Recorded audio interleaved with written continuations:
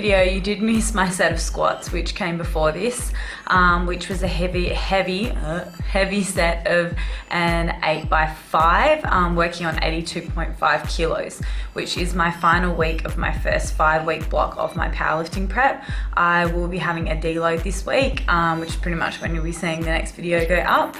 And then straight after that moves on to my next video.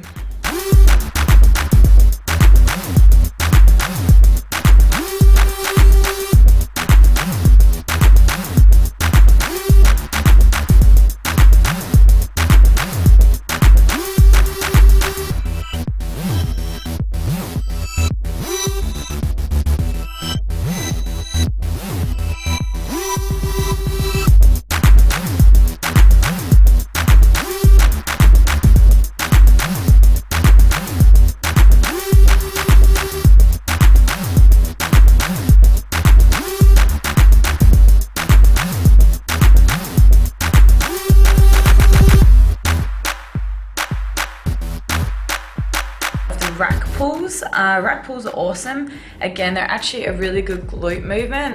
You can use them obviously also as an upper back developing movement, and just general back thickness and strength. So I love putting rack pulls in clients' programs if they struggle to get the bar off the floor. Often the upper backs don't have a lot of strength in your rhomboids, your teres, all your minor muscles as well need to be worked through isolation exercises, but rack pulls are going to strengthen your entire back in more of a general fashion through your lats and also your traps, so upper traps and lower traps. So in my video, I am doing a below knee rack pull, which is a little bit lower. It means you use a lot more glutes and hamstrings. When you do an above knee rack pull, it's a lot more upper back and just glutes. You take the hamstrings out of it a lot as you're having less stretch down. So remember that if you're setting up a rack pull, if you have it above the knee, it's going to be less hamstring dominant. Below the knee, you're going to be stretching, having more hamstrings, turning it into more of an RDL fashion movement. And that is pretty much all the training footage that I did for you this week. I really hope you enjoyed it and enjoyed this video, and hit that subscribe button, and I'll be sure to upload again next week and answer any questions that you have in the comments below.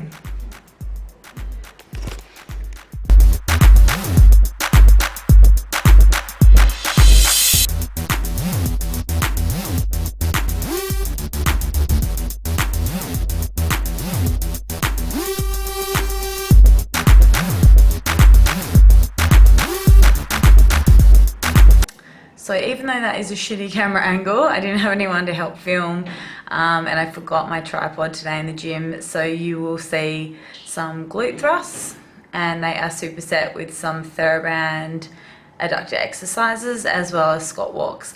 I like to do supersets when I train glutes because I feel like, especially if you're trying to hit medial and glute max, I find the combination of a superset a lot more effective. It's also very hard to overtrain your glutes through heavy movements because often your quads or hamstrings take over. So by doing a couple of isolated exercises in a group or a superset, I find that works really well for glute activation and overall strengthening the glutes and growth and development. And there isn't too much gym footage, so just a couple of glute thrusts in there. I've whacked in a couple of little exercises, including some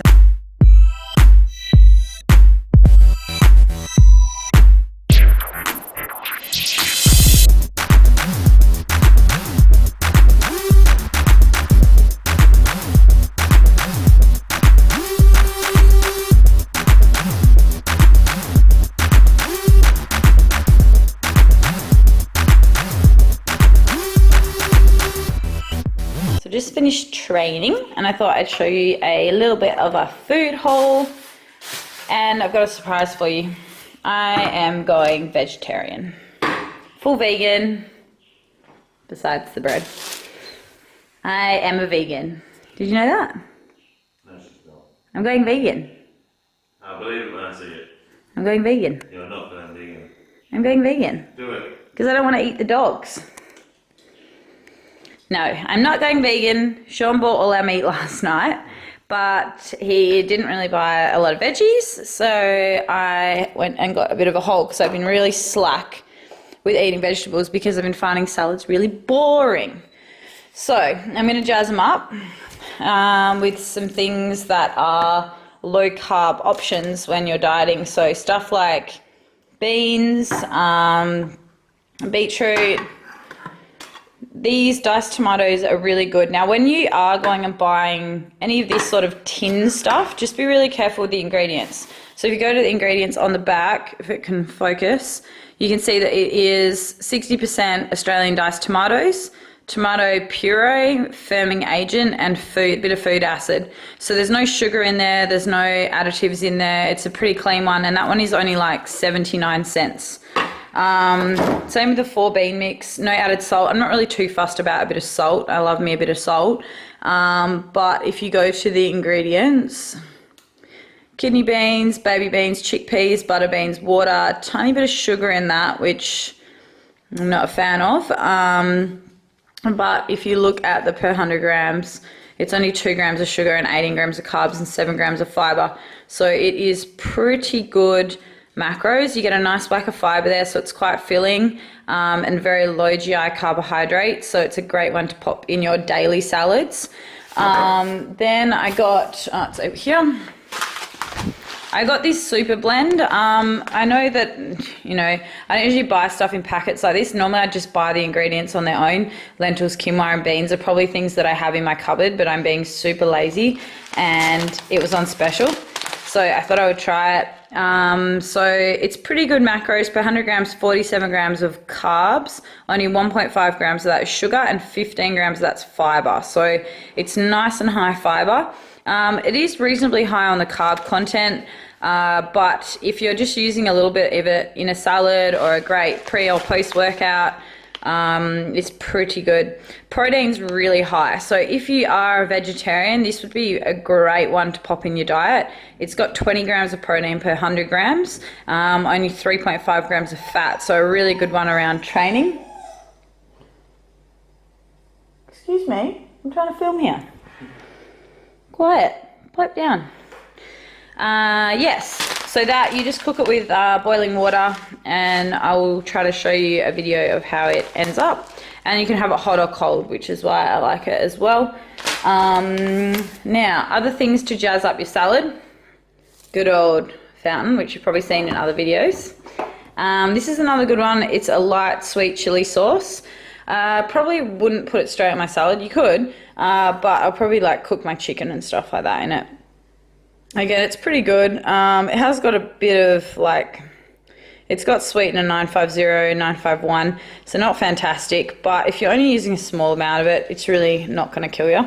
Coconut oil spray, dill pickles or cucumbers. These are the best low carb option when you are dieting.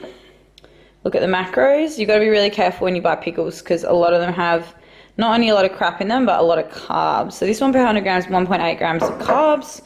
That is my favorite stevia to use for cooking and stuff like that. Another thing is I was going to buy tzatziki, but I'm going to make homemade tzatziki with cucumbers and some chobani yogurt. And then I've also got some hummus because I am way too lazy to make my own hummus. And this one has really good macros. Again, it's super, pretty low carb, pretty low fat. Fat is normally the thing that's high in hummus because they tend to put a lot of oil in it. This one only has 15 grams per 100 grams. So what I probably do is break this tub into 4. It's a pretty big tub, but if I just have a quarter of it at each serve, that means that I'm only going to get about 7 grams of fat, 5 of carbs, and 2 of protein. So really good option there. Yogurt, again, everyone knows this is my favorite yogurt, purely for the fact that it tastes good. It's nice and thick, so it works really well as like a sauce or, you know, anything like that. And it's super low carb, high protein, and low fat. Another good one when you're dieting is pumpkin. Pumpkin is really low carb and high fiber per 100 grams compared to say something like sweet potato. So that is a good option there. Just got some salads, so got some cucumbers. I'm gonna make some zucchini pasta salad. I haven't made that in ages. Some apples, tomato, watermelon, broccoli, and just some coconut oil. And I found some gluten-free fruit bread, which I'm gonna have on my high carb days because it is Any fruit bread's usually high in carbs. So for 2 slices, it's 40 grams of carbs. It's not that bad. Oh no, sorry, 50. Nope, I was right. 40 grams, 50 per 100 grams. Not a lot of fat either, so a really good one for a high carb day. So that is kind of just a few of my items. And I forgot about these. Some gluten-free corn chips. So macros I didn't really care about. They were on special and they were gluten-free, so I just grabbed them. But they're pretty high in fat, so I would be having small servings of that. A 50 gram serve is 13 grams of fat, 28 carbs. So again, not a great one for dieting, but I'm sure I can sneak a few of those in on the side with a salad and with a little bit of the hummus. And that is a little bit of a mini food haul. If you have any awesome low carb dieting foods, comment below. I want to hear what you use.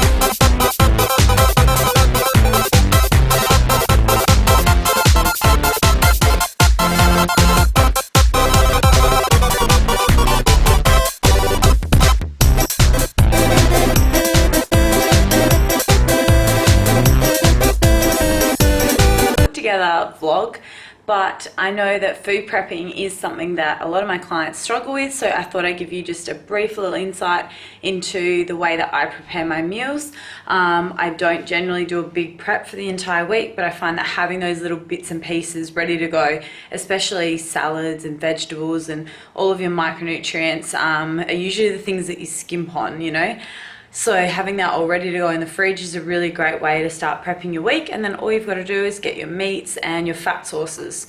So it's a really, really simple way to do it. Again, if you're someone vegetarian, vegan, then all you've got to add to that is your protein, whether that be shakes or dairy or whatever your sources are. It just makes things so much easier. So just quickly wrapping up this video, and I hope you enjoyed it and the training footage as well. And I will chat to you next week. Bye.